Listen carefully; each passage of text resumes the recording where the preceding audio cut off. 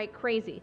A father's search through America's mental health madness, which is a must-read, by the way, if you have anyone in your life with mental illness. And now he's a tireless advocate for NAMI and families in crisis. He has followed his passion to 46 states and multiple countries, rallying against troubled mental health systems. And tonight, we're so glad that he's here with us. It is my pleasure to introduce to you Pete Earley.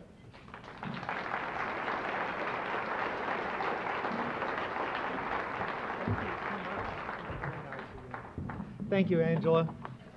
I am absolutely thrilled to be here with you all tonight. Thank you very much, NAMI, for inviting me. You know, when I worked for the Washington Post, we had a policy that journalists could not belong to any group, any organization. We had to be objective. The very first thing I did when I finished my book is I joined NAMI.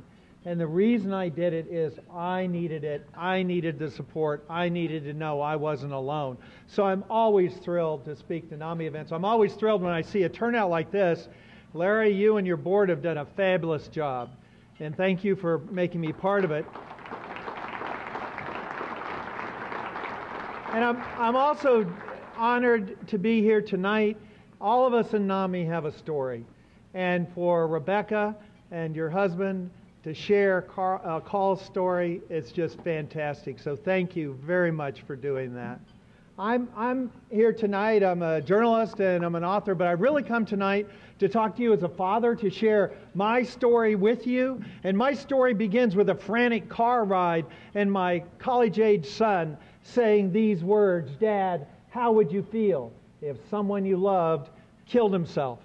My son, Kevin Michael, had been diagnosed a year earlier with a mental illness, bipolar disorder, while he was in college in New York. And a doctor had given him medication, but my son had stopped taking his pills. And when I picked him up in Manhattan, he'd been walking around for 5 days. He hadn't slept. He was convinced that God had him on a special mission. And during our frantic car ride from New York City to Fairfax County, Virginia, outside of Washington where I live, Mike would laugh one minute and they'd begin sobbing the next. And I pleaded with him to take his medication, and he screamed at me, "Pills are poison! Leave me alone!" And we got to the hospital, and we walked in, and the intake nurse rolled her eyes while Mike talked gibberish about how God had him on this mission. And she took us into a separate room and shut the door. And that's where we sat for the next 4 hours. And finally, my son said, "I've had enough. There's nothing wrong with me. I'm leaving." And I said, "Hold on, hold on." And I raced outside and I literally grabbed a doctor and dragged him in that room. And I will never forget what that doctor said to me. He raised his hands as if he were surrendering and said, "I'm sorry, Mr. Earley. I can't help your son." I said, "You haven't even examined him." And he looked at me and he said, "It doesn't matter. Virginia law is very clear. Unless a person poses an immediate, imminent danger to themselves or others, they can't be forced to take medication." And the nurse had told him my son thought all pills were poison. So he said, "You've been sitting here 4 hours. Obviously, there's no danger. But you seem like a nice guy. I'll tell you what, you bring your son back after he tries to kill you or he tries to kill someone else." Well, I took my son home, and during the next 48 hours, I watched him sink slowly and slowly into a mental abyss. At one point, he had tinfoil wrapped around his head to keep the CIA from reading his thoughts. He slipped out of my house early one morning. He slipped out. He broke into a stranger's house. Luckily, no one was home. He broke in to take a bubble bath.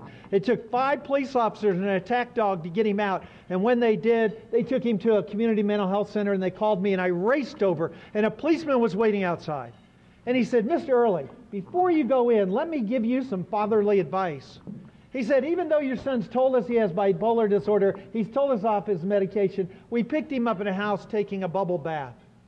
Unless you go in and you tell that psychiatrist that your son's threatened to kill you, he will not meet Virginia's imminent danger criteria, and we'll take him to jail, and you don't want that." And I looked at him and I said, my son hasn't threatened to kill me." And he shrugged and he walked off. So I'm here to tell you tonight, and I do it with no great pride because it hurt my relationship with my son. I went and I lied. I said, "My son's threatened to kill me," and that was good enough to get him detained for 48 hours, and then he voluntarily admitted himself in the hospital. But our problems were far from over. 24 hours after my son was admitted onto that psych ward, I got a call from a psychiatrist. He said, Mr. Earley, I'm sorry, the insurance company's refusing to pay. They say he doesn't need to be here.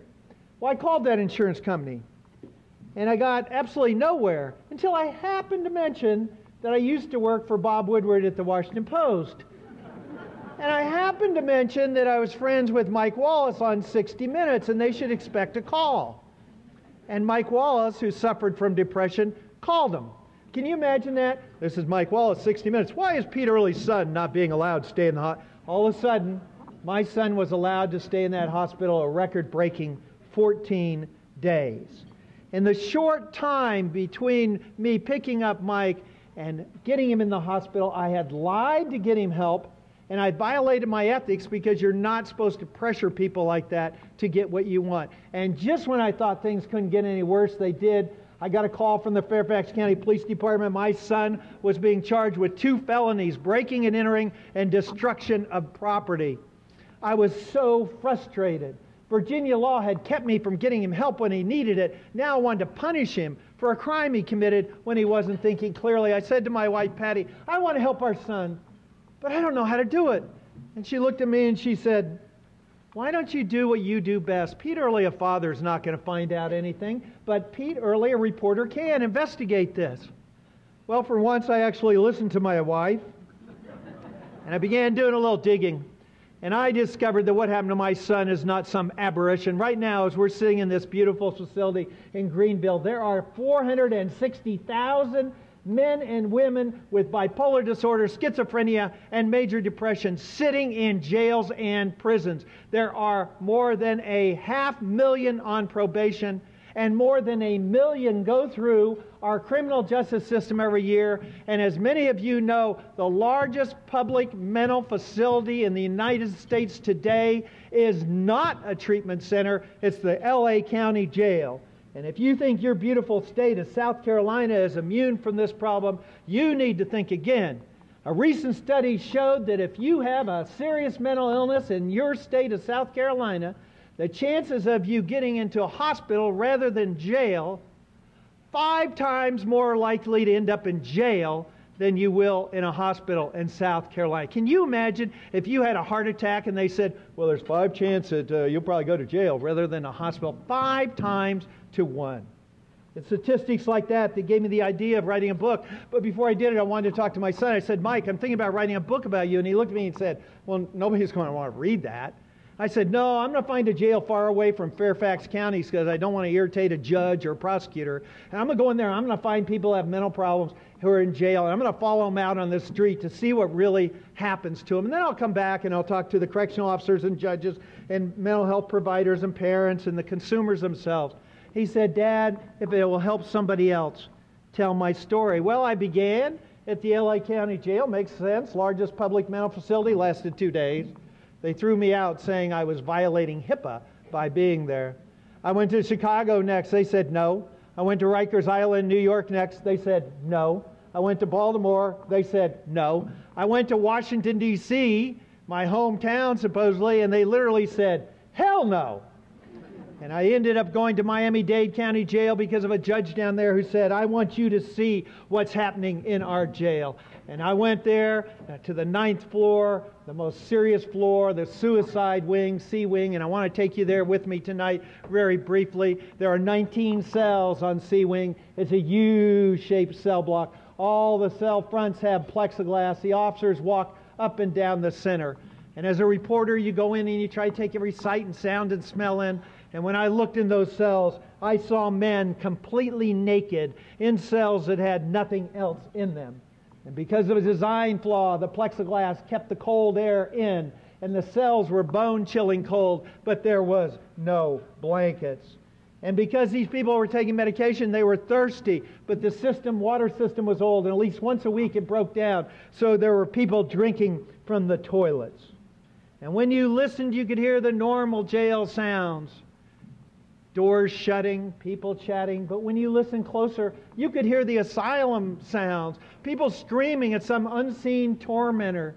And then I heard a thud, thud, thud, then faster, thud, thud, thud, then louder, thud, thud, thud. It was one of the inmates running forward, smashing his forehead in the plexiglass, breaking it open. I ain't crazy, he screamed.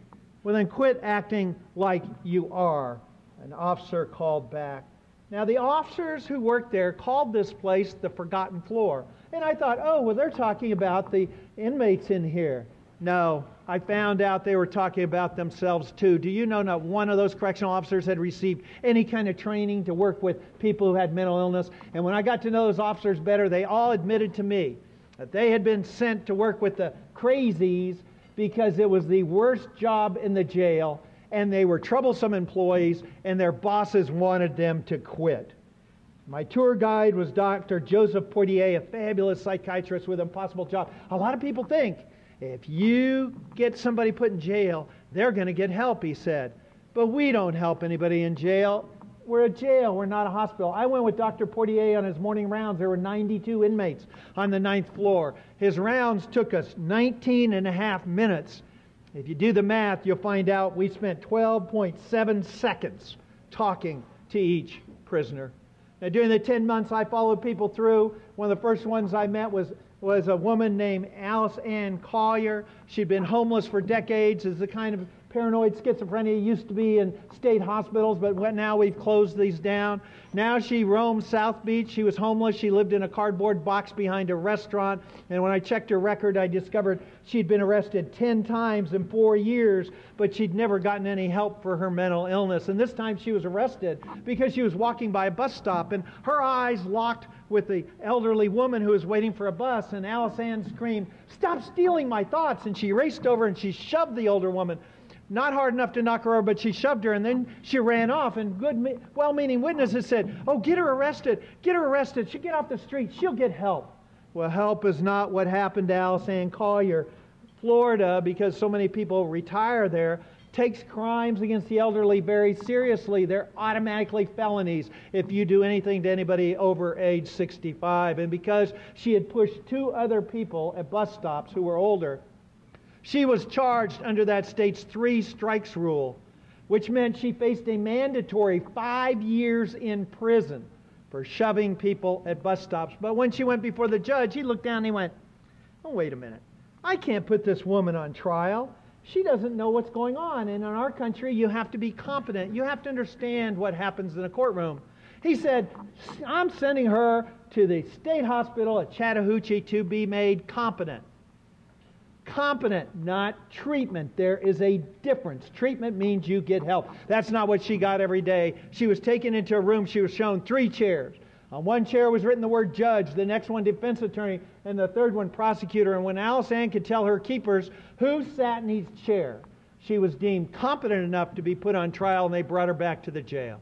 Well, she appeared before the judge, and the judge looked down and went, "Wait a minute. I sent you away to be made competent.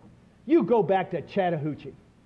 When I found Alice Ann Collier, she'd been riding between the jail and the state hospital at Chattahoochee 1,151 days, more than 3 years, and she'd never been put on trial. Now, I'm a reporter. I took my little pen and pencil, and I running over to the prosecutor.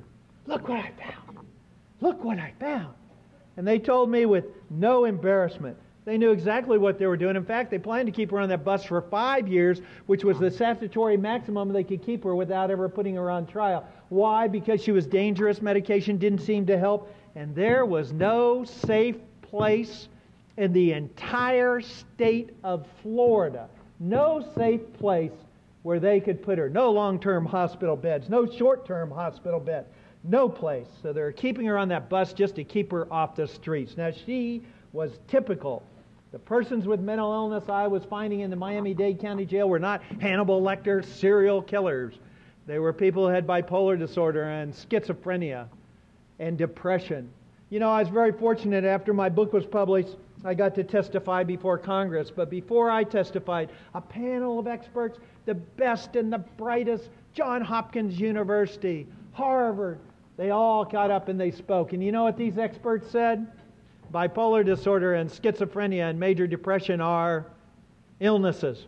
The heart can get sick, and so can the mind. The truth is, there's not anyone today who can come up on this stage and tell you for sure what causes schizophrenia. We don't know, but it's believed that there are biological and genetically self-based illnesses, which means they can happen to anyone. It happened to my son. It can happen to somebody you love. The good news is, according to the National Institutes of Mental Health, almost most of these people can be helped with medications and treatment. But first you have to have a way to get people into those services, and then you have to have a way to provide those services to them. Consider April Hernandez, same age as my son. When I met her in the jail, she was arrested for stealing a car, and when I investigated, I found out she had been framed. Who framed April? Her own parents. They conspired with their relatives to get her picked up for car theft. Why would parents want their own kid put in jail? Because April was psychotic, she was homeless, she was wandering the streets of South Beach where she'd been gang raped twice and attacked 3 times by teenagers who thought it was hilarious to beat up people on the streets. And there was nothing anyone could do because she was not a danger to herself or others. Now, what makes April's case so interesting is because when she was a teenager, she had started using drugs, and everybody went, oh, that's why she acts that way. It was only after she was correctly diagnosed as having a co-occurring problem of both a drug addiction and a mental illness, self-medication, that people understood. And 40% of persons with severe mental illnesses have co-occurring drug and alcohol problems. And 90% of the people I had in the jail had those problems. Last person I want to tell you about, Freddie Gilbert. I don't care if you live in beautiful Greenville or you live in New York City, you know somebody like a Freddie Gilbert. A study in Miami found that in a population of 2 million, at any given time, there were 1,700 people in a population of 2 million who were living in their cars and on the sidewalks and on the streets. They're homeless. But that same study found of those 1,700 people, nearly all of them were able to move through our system into some kind of temporary supporting housing, except for 507 persons. They are always homeless. They are always on the streets. And every one of those 507 in Miami has a major mental illness. Freddie Gilbert was one of those 507 when I met him. And he stood in his cell. He was so sick he could not speak. He grunted like an animal, and they controlled him by giving him sandwiches as if he were a dog performing for treats. And when I checked his record, I discovered that Freddie Gilbert had been in and out of that jail in the last year alone 14 different times. But he'd never gotten any kind of treatment for his mental illness because he was charged with misdemeanors. And because of that, he didn't qualify for a program even if one had been available. So he is constantly on the streets in jail, a frequent flyer. How in the world have we gotten ourselves into this mess? Well, if you like history, you'll know that in colonial days in the United States, if you had a mental illness, your family had to take care of you. You were in jail or you were locked or warned out. And that meant that the sheriff took you to the county line, told you to start walking, told you never come back. In 1843, Dorothea Dix was teaching a Bible study in a Boston jail, and she goes in the jail and she enters the cell block and there's no heat and it's freezing outside. And she goes to the jailer and she says, those people are freezing. You can't treat them like that. And the jailer goes, oh no, you're right. You don't understand, Miss Dix. Those people are lunatics. They're not like us. They don't feel the cold. It doesn't bother them. And she spent the next 20 years teaching that people who had mental illnesses deserved treatment, not punishment. And she personally persuaded 30 states to build hospitals for treating people. Well, we all know what happened next. During the next 50 years, many of these hospitals turned into giant asylums where people were locked up and forgotten. One newspaper reporter in Oklahoma, my native state, compared that state's mental hospitals during the 1960s and said they were worse, and I just said worse, than Nazi concentration camps. In 1963, President John F. Kennedy heard the cry for reform, and he said, look, we can start shutting down these places. A discovery of a new drug called Thorazine seems to make it possible to move people off these locked wards. Let's get them back into the community. And Kennedy's plan called for the spending of $3 billion and the opening of 2,000 community-based mental health centers. Well, what happened? Kennedy was assassinated. The Vietnam War escalated. Congress got ensnarled in Watergate. Thorazine turned out not to be nearly as wonderful as everyone thought. Neighborhoods proved not to be as welcoming as they should have been. In short, that $3 billion to get spent as planned, those 2,000 centers never got opened on schedule. And next came deinstitutionalization, the closing of these giant asylums. And it was a fabulous. Lawyers were filing suits. State legislators were going, oh my God, it's going to cost us millions and millions of dollars. What are we going to do? And Uncle Sam came riding in on a big white horse and said, don't worry, we'll take care of people with mental. We'll give them Medicaid. We'll give them housing. But only if you get them out of those horrible facilities. And financially stressed administrators went, yeah, that's great. And they began shoving them out the door before there were any kind of safety net. And people who had serious mental illnesses ended up on the streets in inadequate housing facilities and in our jails and prisons. Now there's another thing that happened in 1980 that created a perfect storm for where we are today, making our jails and prisons our new asylums. And this is where people sometimes throw dinner rolls at me, so I'm ready. We elected Ronald Reagan, and we sent him to Washington, and we said, we're tired of Uncle Sam being on our back. Get Uncle Sam out of our pockets. And you know what? Reagan did it. He began closing down the very programs that we just said we were going to use to help everybody who had mental illness. Look at housing alone, the Reagan Revolution. Cut it, housing for mental illness and low income, cut from $32 billion to $7 billion. Well, it's been 4 decades since deinstitutionalization, 3 decades since the Reagan Revolution. So why are our jails and prisons, our new asylums, filled with people whose main crime is they got sick? Well, the truth is we still don't have an adequate safety net across our nation. Let's go back to Miami. Not everybody in Miami is locked up in the jail down there. There are 4,500 people in Miami who used to be in state hospitals or would have been in state hospitals, and we got them out. We've moved them back in the community, and that's fabulous. Where do they live? They live in 650 assisted living facilities, boarding homes. 650. Do you know that of those 650, only 250 can pass the state's minimum standards for operating as a boarding home? The other 400 are granted waivers because they could not take anyone. I mean, you couldn't put anybody else but someone with a mental illness in them. One of the waivers, not wafers. One of the. You can see why I'm not on TV. One of the ones I went through and visited had a hole in the ceiling. Rain was pouring through it. Medications were scattered on a kitchen table. Consumers were walking around half naked. The person running it only spoke Spanish.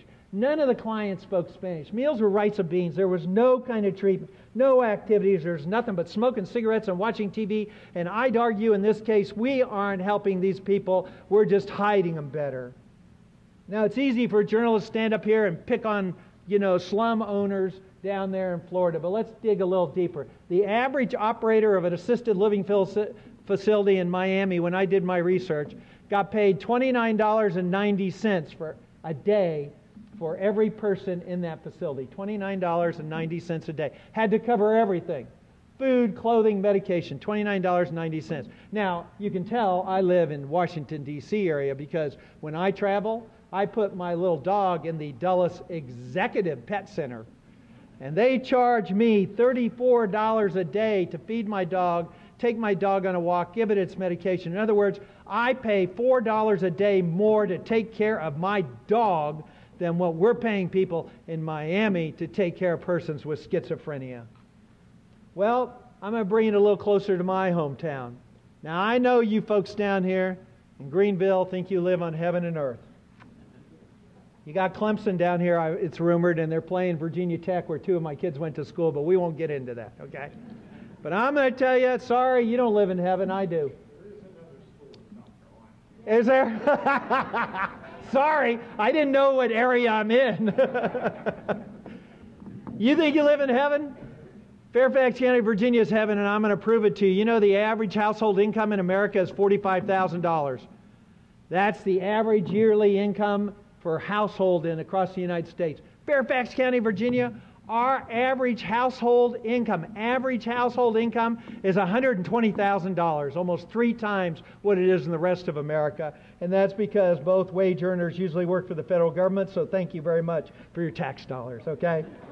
Now you would think at $120,000 a year, we'd have fabulous mental health services in Fairfax County. Do you know if you get sick in Fairfax County, Virginia with a mental illness, there's a 2-week wait to get into a treatment program. There is a 6-month wait to get a case manager. And there is an 18-year wait to get into housing in Fairfax County if you have a severe mental illness. No wonder I call my book crazy. I'm not talking about people like my son. I'm talking about our system. Besides not having an adequate safety net, there's another reason why our jails and prisons are our new asylums.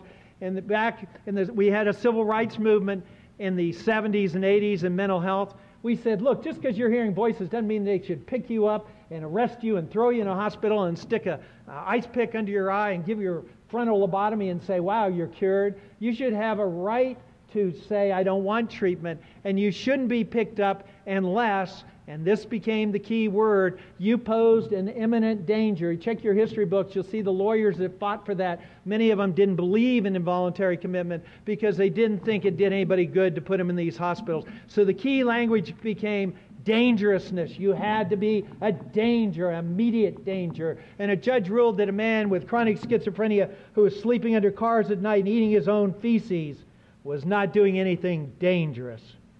I love my son. And I know how horribly we have treated people with mental illness in this country.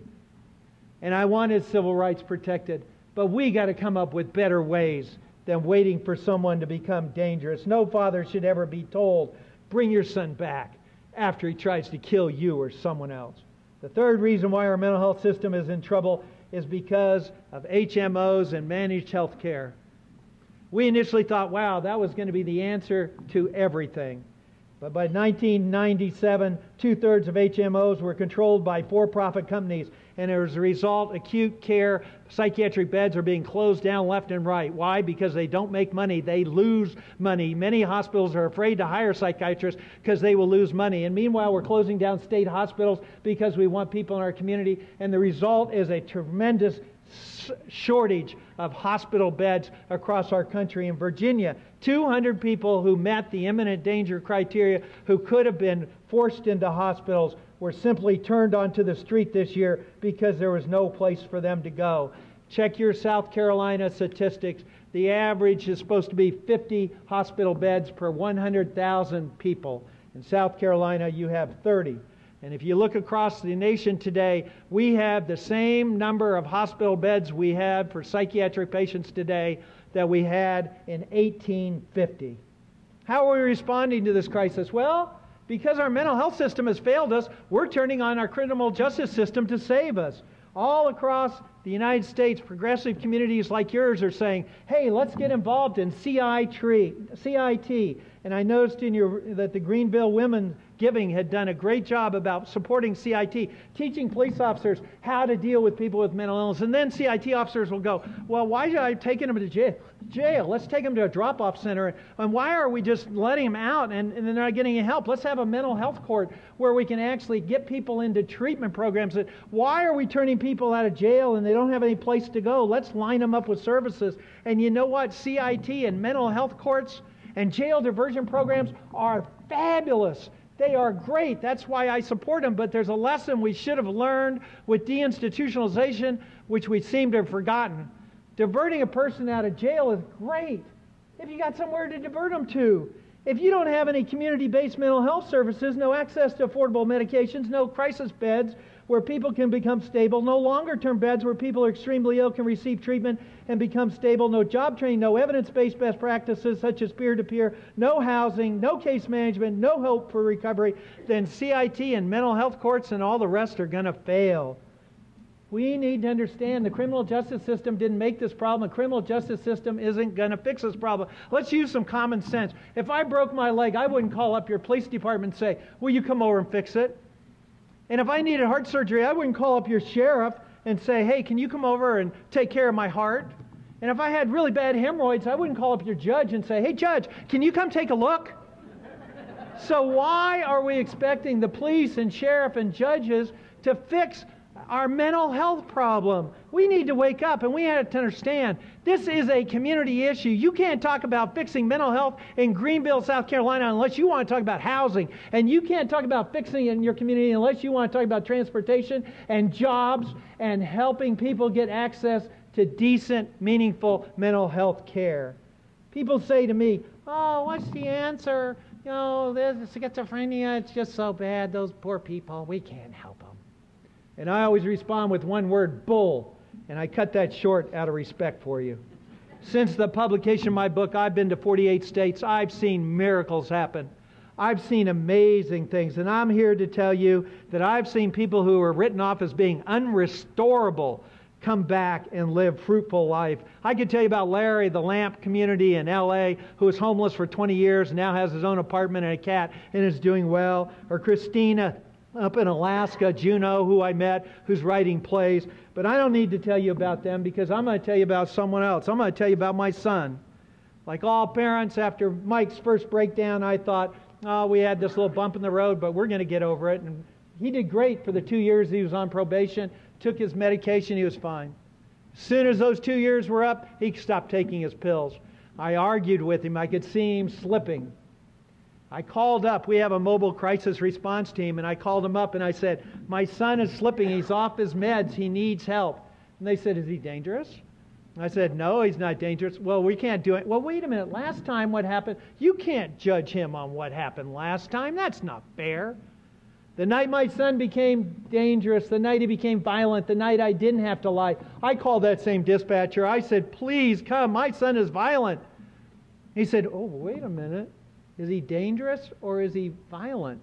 I said, he's violent. Oh, we don't come then. You need to call the police. So the police came, and my son was shot twice with a taser, hogtied, and taken away. Now, there's a reason I'm telling you that story. If I couldn't get my son help, after writing a book about it, my understanding of the system, my education, my fancy-dancy Fairfax County connections, what chance does somebody who doesn't even speak the language, has no those connections, what chance do they have in your community to get decent care? Well, once again, Mike recovered. He found a job. He was doing fine. 16 months later, he again stopped taking his medication. It was Thanksgiving. We were gathered around the table. He realized that I could tell he was becoming psychotic. He didn't want the police to come, so he jumped in his car and he took off. And I called, and he wouldn't answer the phone. And finally, after an hour, he answered. I said, where are you going? He said, I'm going to heaven. I said, please, just come home. No. Well, 4 hours later, he called me, and he was in North Carolina. That might be a surprise to South Carolinians that North Carolina's heaven, but that's where he called from. He'd run out of gas. And he said to me, I can't step out of my car. I said, why not? He said, if I step out, I'm going to die. Now, I want you to think about something. There's a guy in my book, Schizophrenia. He's walking down the street. All of a sudden, his legs won't move. He starts screaming. People start moving away from him. All of a sudden, he sees a giant buzzsaw coming right at him. He can't move. He said to me, I know what it feels like to be cut in half. And I looked at him and thought, how do you know you're listening to me?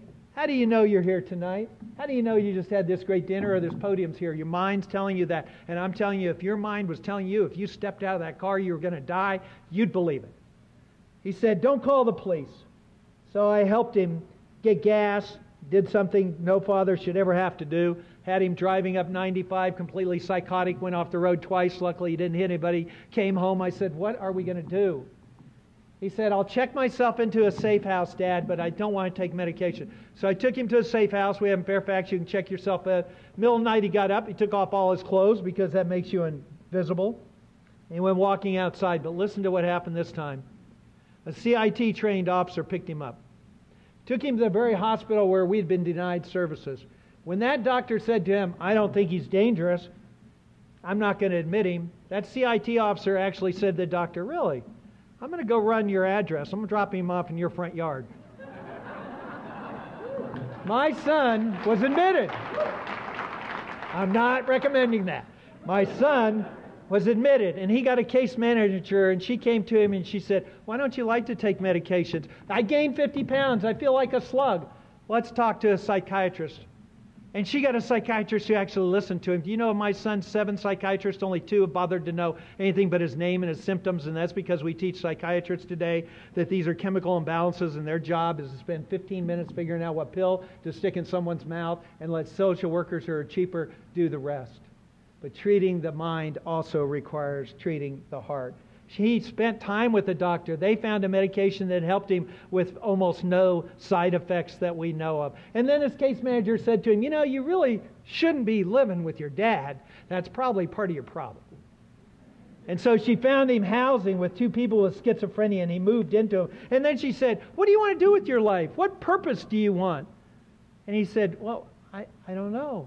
And she said, I think you'd make an excellent peer-to-peer support specialist. What's that?